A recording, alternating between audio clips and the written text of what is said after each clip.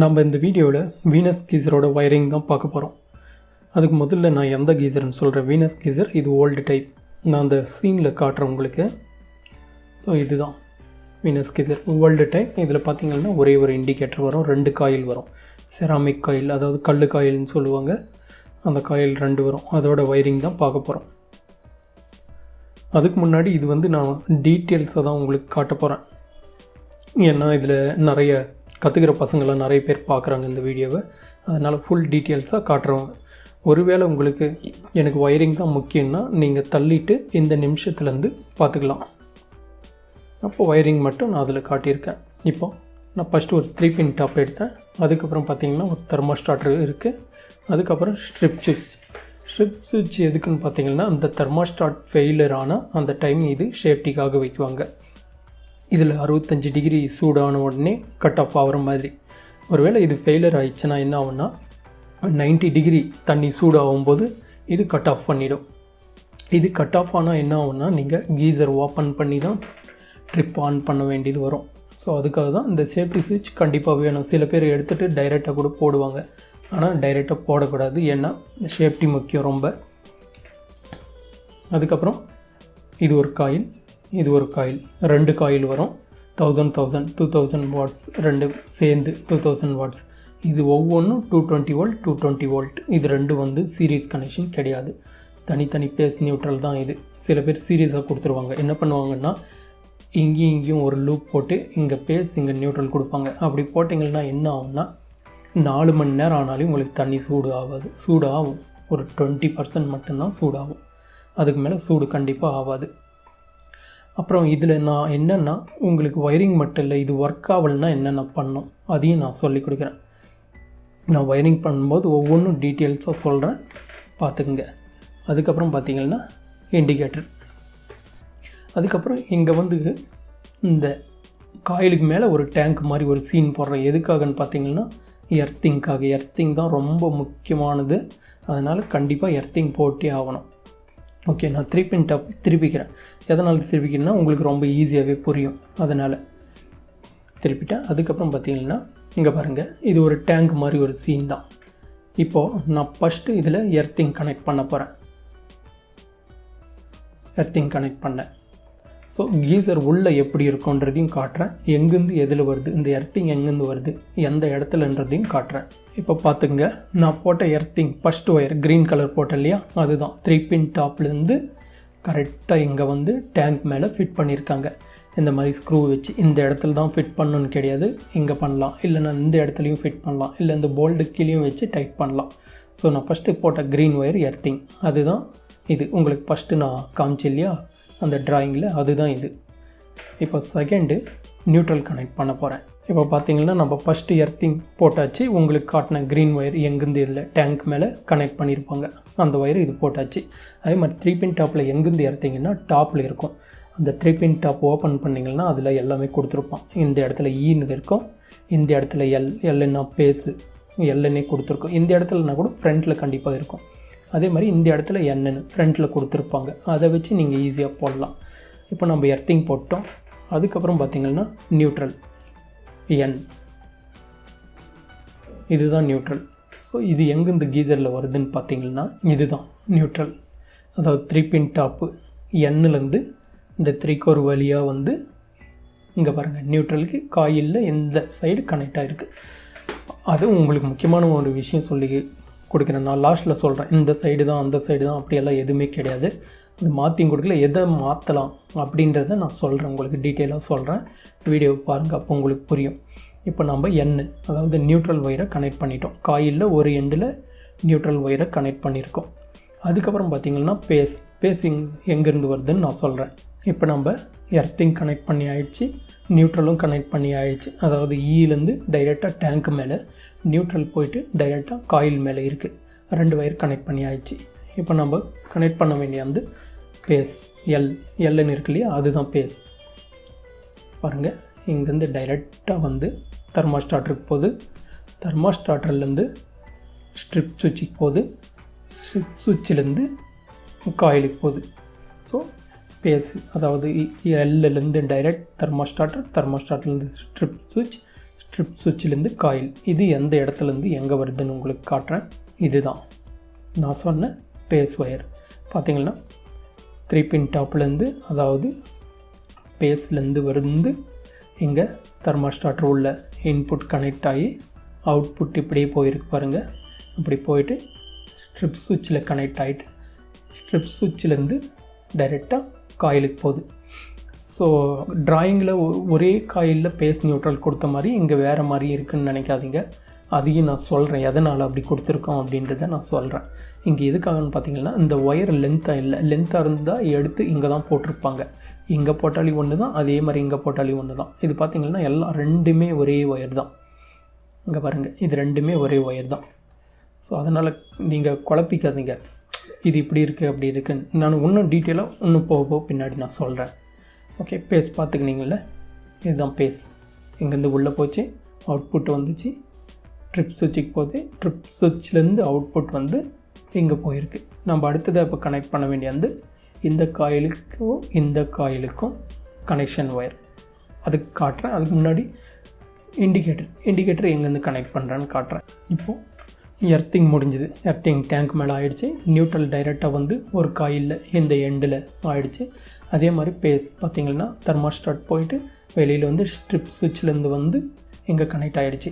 அதுக்கப்புறம் பார்த்திங்கன்னா எங்கேருந்து ஒரு ஒயரும் எங்கேருந்து ஒரு ஒயரும் போடணும். இப்போது நீங்கள் போகிற இந்த 2 ஒயர், அதாவது இந்த காயிலேருந்து இந்த காயிலுக்கு ஒரு ஒயர், இந்த காயிலேருந்து இந்த காயிலுக்கு ஒரு ஒயர், இது வந்து கண்டிப்பாக ஒயராக இருக்கக்கூடாது. ஒயராக இருந்துச்சுன்னா என்ன ஆகும்னா பர்ன் ஆகும். ஏன்னா இந்த சென்டரில் நிறைய ஹீட் ஆகும். ஹீட் ஆகும்போது ஒயர் மேலே இருக்குது ஸ்லீவ் பர்ன் ஆகும். அதனால் ஒரு காப்பர் கம்பியாக இருக்கணும். காப்பர் கம்பி நல்லா திக்காக இருக்கிற காப்பர் கம்பியாக இருக்கணும். நீங்கள் அந்த ஃபோட்டோவிலே பார்த்துருப்பீங்க. அதுலேயும் காப்பர் கம்பி போட்டு மேலே ஒரு மணி மாதிரி கொடுத்துருப்பான். சின்ன சின்ன ஒயிட் கலர் மணி. அது செராமிக் ஆக்சுவலாக மணி மாதிரி கொடுத்துருப்பான். அதனால் எங்கேருந்து இதுக்கு இது ரெண்டுத்துக்கும் நீங்கள் கண்டிப்பாக கம்பி யூஸ் பண்ணுறது தான் நல்லது. ஒயர் போடலாம், போட்டிங்கன்னா ரொம்ப நாள் வராது. லைஃப் அதாவது சீக்கிரமாகவே பர்ன் ஆகும்.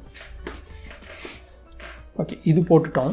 அதுக்கப்புறம் இண்டிகேட்டருக்கு எங்கேருந்து வீனஸ் கீசரில் பார்த்திங்கன்னா ஒரே ஒரு இண்டிகேட்டர் தான் வரும். ஆன் பண்ண உடனே எரியும், ஃபுல்லு சூடான உடனே ஆஃப் ஆகிடும். அதுவும் சொல்கிறேன். ஒயரிங் பாருங்கள். எங்கேருந்து ஒரு ஒயரும் முடிஞ்சுது. அவ்வளோதான் இதோட சிம்பிள் ஒயரிங். இது பார்க்க தான் பெருசாக இதுவாக இருக்கும். 2 காயில் இருக்குது, என்ன இது அந்த மாதிரி.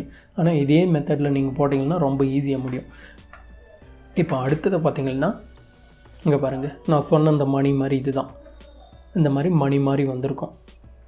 இப்போ இது ஒர்க் ஆகலைன்னா என்னென்ன பண்ணோம் அதையும் நான் வீடியோ லாஸ்ட்டில் சொல்கிறேன்.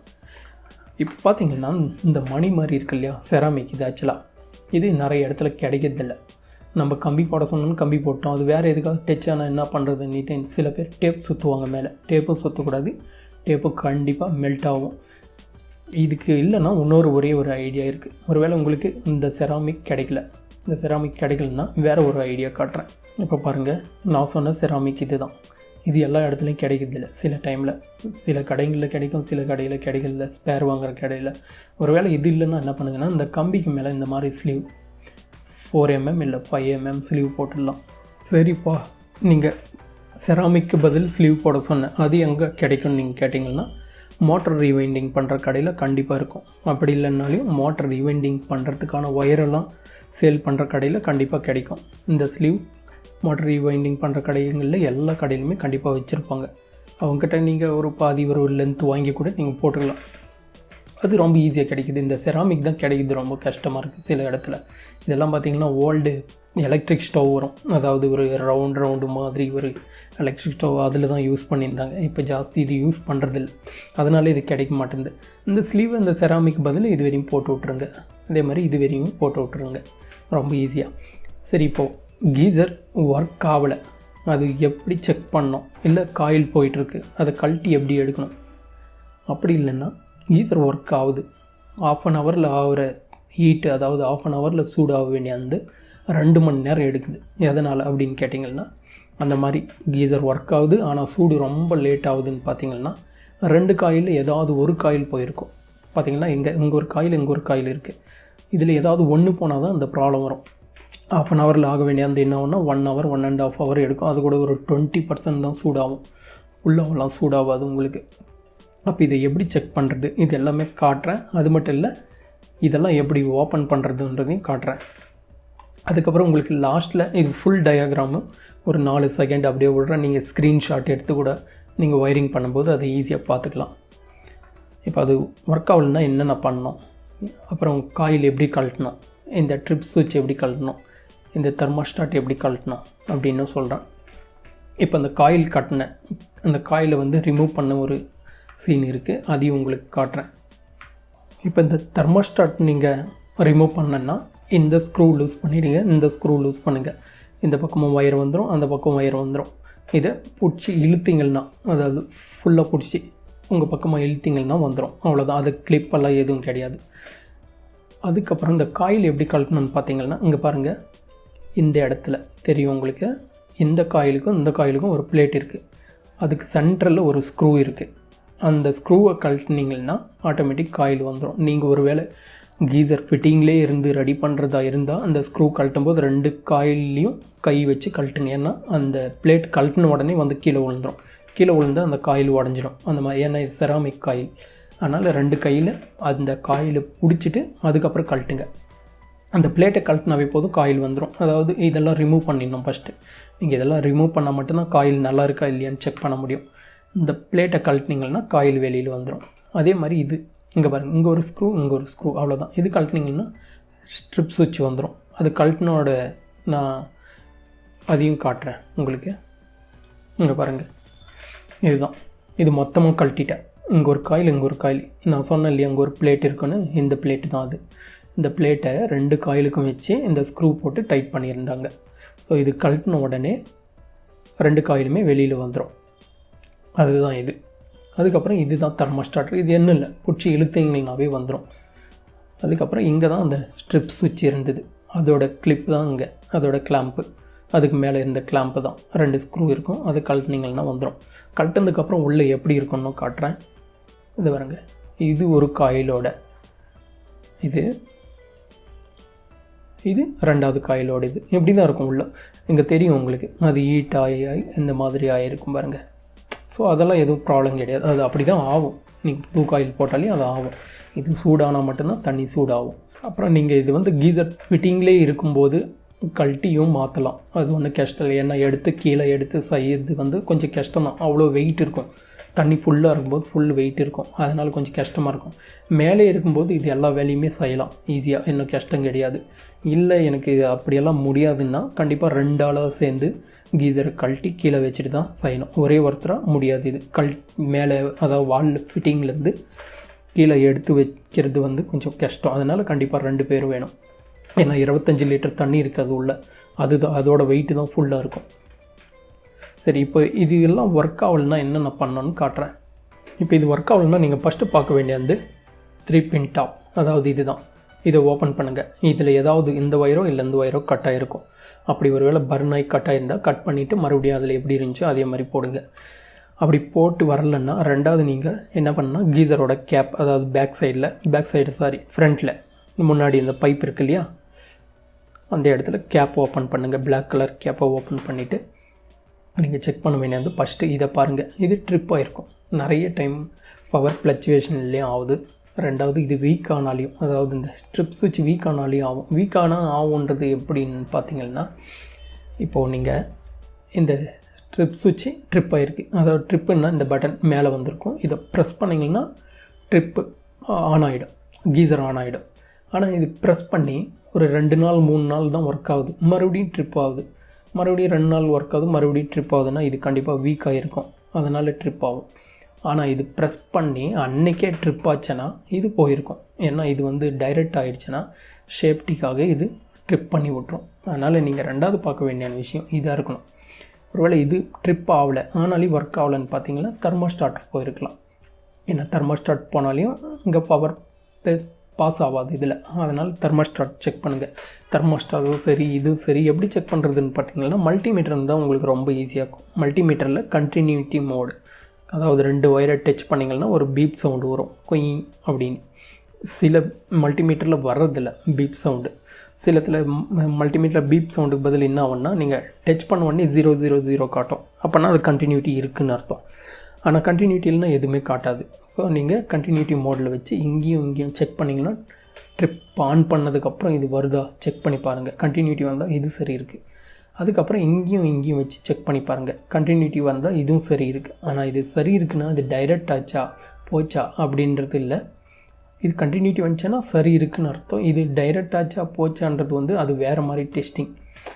தெர்மோஸ்டாட் பர்ஃபெக்டாக ஒர்க் ஆகுதா அப்படின்னு நாங்கள் எப்படி செக் பண்ணுவோம்னு பார்த்தீங்கன்னா மல்டிமீட்டர் கண்டினியூட்டி மோடில் வைப்போம்.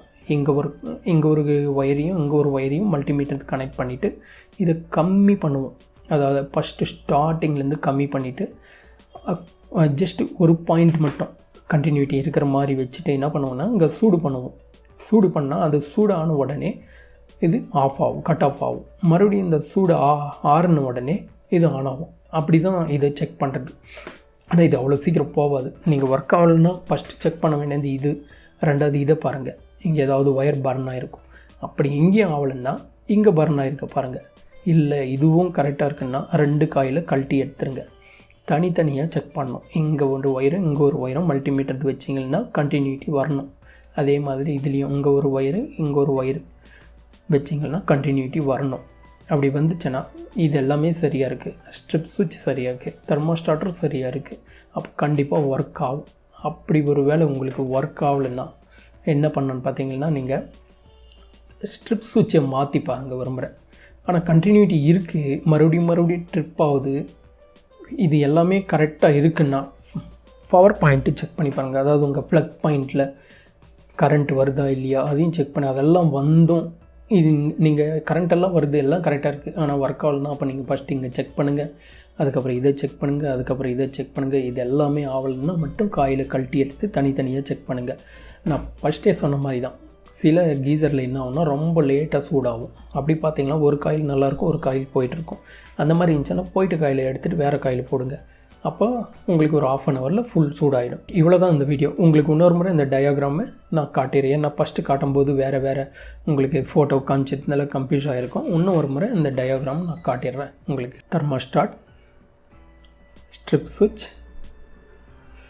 இது ஒரு காயில், இது ஒரு காயில், செராமிக் காயில், கல் காயில்னு சொல்லுவாங்க. அதுக்கப்புறம் பார்த்திங்கன்னா ஒரு இண்டிகேட்டர் எடுத்துருக்கேன். இப்போ நான் திருப்பின் டாப்பை திருப்பிக்கிறேன். அதுக்கப்புறம் இங்கே ஒரு டேங்க் மாதிரி ஒரு சீன் போட்டுக்கிறேன் எர்த்திங்காக. இப்போ ஃபஸ்ட்டு நான் கொடுக்குறது எர்த்திங், அதுக்கப்புறம் பார்த்திங்கன்னா நியூட்ரல், அதுக்கப்புறம் பேஸ். தெர்மோஸ்டாட் வந்துடுச்சு, அதுக்கப்புறம் ஸ்ட்ரிப் சுவிட்ச் வந்துடுச்சு, அதுக்கப்புறம் இங்கேருந்து இதுக்கு, அதுக்கப்புறம் இங்கேருந்து ஒரு ஒயரும் இங்கேருந்து ஒரு ஒயரும், அதுக்கப்புறம் இண்டிகேட்டருக்கு இங்கேருந்து அதே மாதிரி தான். நீங்கள் இப்போ எங்கேருந்து ஒரு ஒயர் எடுத்து தெர்மோஸ்டாட்டருக்கு இந்த எண்டில் கொடுத்துருக்கேன். ஒருவேளை இது திரும்பிட்டு இதில் கொடுக்கணுமா அந்த மாதிரி கன்ஃபியூஸ் ஆகாதுங்க. இது எப்படி கொடுத்தாலும் இந்த இடத்துலேருந்தும் ஸ்டார்ட் பண்ணலாம், இல்லை எங்கேருந்தும் ஸ்டார்ட் பண்ணலாம். அதனால் இது எப்படினாலும் கொடுக்கலாம். அதே மெத்தட் தான். ஸ்ட்ரிப் சுவிட்ச் நீங்கள் இந்த ஒயரை எங்கேருந்தும் ஸ்டார்ட் பண்ணலாம், இல்லைன்னா எங்கேருந்தும் ஸ்டார்ட் பண்ணலாம். அதனால் இதுக்கு கிடையாது பேஸ் நியூட்ரல், அதாவது இந்த சைடு அந்த சைடு அந்த மாதிரியெல்லாம் எதுவும் கிடையாது. காயிலுக்கும் சேம் மெத்தடு தான். இது பேச இதே பின்னில் தான் கொடுக்கணும், நியூட்ரல் இதே பின்னில் தான் கொடுக்கணும்னு கிடையாது. பேச எந்த பின்னல்னாலும் கொடுக்கலாம், இல்லை எந்த பின்னல்னாலும் கொடுக்கலாம். அதனால் நீங்கள் அதை குழப்பிக்காதீங்க. இதில் இருக்கிற மாதிரி டயாகிராம் போட்டிங்கன்னா உங்களுக்கு ரொம்ப ஈஸியாகவே இருக்கும். இப்போ பார்த்தீங்கன்னா சில டைம் என்ன ஆகும்னா நீங்கள் ஸ்ட்ரிப் சுவிட்சும் மாற்றிருப்பீங்க, தெர்மோஸ்டாட்டும் மாற்றிருப்பீங்க, ஆனாலும் மறுபடியும் ட்ரிப் ஆகும். அது எதனாலன்னு பார்த்தீங்கன்னா ஒரே ஒரு காரணம், சால்ட் ஃபார்மிங். அதாவது இதுக்கு ஒரு பிளேட் இருக்கு இல்லையா, இந்த பிளேட்லேயே தான் தெர்மோஸ்டாட் உட்கார்ற அந்த நீட்டான பைப் இருக்கும். அந்த பைப் ஃபுல்லாக சால்ட்டு பிடிச்சிட்டா என்ன ஆகும்னா இது எவ்வளோ சூடானாலும் இதுக்கு சென்ஸ் கிடைக்காது. இது சூடாயிடுச்சுன்றது இந்த சென்ஸ் கிடைக்காது. ஏன்னா இதே ஒரு பைப்பு, இதுக்கு மேலே ஒரு பைப்பு வரும். ஸோ அந்த பைப் ஃபுல்லாக சால்ட் ஃபார்ம் ஆகிடுச்சுன்னா இது சூடானால் கூட அது சூடு ஆகாத மாதிரி தான் இதுக்கு காட்டும் சென்ஸ். அதனால் என்ன ஆகும்னா ஃபுல்லு சூடாகிட்ருக்கும், ஆனால் இதுக்கு கிடச்சிடும் சென்ஸ், அதாவது அது ஹீட் ஆகிட்டு இருக்குன்னு. அப்போ ட்ரிப் ஆகிடும். அதனாலையும் பிரச்சனை வருது. இது ரெண்டும் மாற்றியும் உங்களுக்கு அந்த மாதிரி ட்ரிப் ஆச்சுன்னா நீங்கள் கீசர் ஃபுல்லாக கழட்டி எடுத்துகிட்டு அதில் இருக்கிற சால்ட்டெல்லாம் எடுத்துகிட்டு தான் போட்டிங்கன்னா மட்டும்தான் ப்ராப்ளம் சால்வ் ஆகும். ஓகே, இந்த வீடியோ உங்களுக்கு புரிஞ்சிருக்கும்னு நினைக்கிறேன். நம்ம நெக்ஸ்ட் வீடியோவில் பார்ப்போம். தேங்க்யூ.